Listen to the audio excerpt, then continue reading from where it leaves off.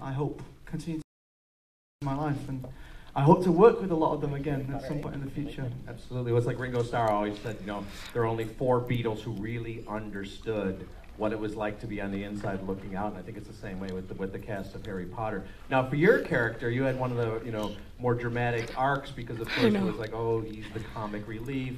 The way J.K. Rowling wrote it was, you know, you were plump. You're not plump, but, you know, you had to have been looking forward to this final chapter because you have at least 3 moments as an actor here that are huge, that are really, you know, where you really get to be more, okay, you've been holding down the fort, but now you've got the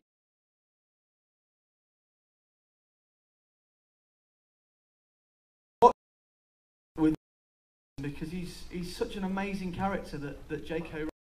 wrote, you know.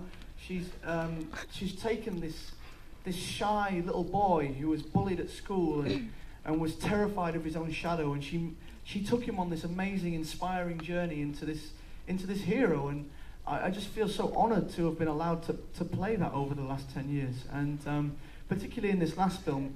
I mean, as an actor, you want your character to take a journey, you want to have a story arc and be involved in the outcome of the story, and really I got that this year, and I remember speaking to J.K. Rowling at the 5th premiere, I think, and she said, I've just finished Deathly Hallows, it's in a safe in my house, and I've just written this fantastic bit for Neville Longbottom, and you're going to love it.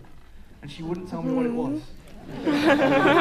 I had to wait for it to come out to find out, and when it did, I was just speechless. I mean, it was incredible, and to have been a part of it, and to have been able to do this, and have it, you know, have received the reactions it has, it's overwhelming, but it's lovely. I'm just hope you all thought it was all right. One last question for me, and then I'm going to let Tim take the microphone and get a couple of questions from the audience. Just my curiosity for you as an actor. Obviously, you know, you're interacting with these terrific actors of your own generation, and then of course these legendary actors. But what about the challenge also of dealing with the special effects? I don't know if you guys realize that. A little bit of CGI in there and some special effects. But as an actor, you know, the green screen, the special effects, is that a different kind of a challenge for you? Yeah, it's tough, you know. There wasn't yeah. Use our imagination. That's where you have 2 things really. You have your director really comes into play, David Yates. I mean, all the directors, but David Yates working with me in particular. You know, he just knows exactly the right words to say at the right moment to conjure up certain feelings, certain emotions, and he really has such a vivid image of what is going to be on screen that he just can articulate it to you, and you can just picture it, you know. And sometimes it's tough when you've got a big burly man with a big stick with a tennis ball on the end, and that's a dragon. And you have to be terrified of this man with a stick.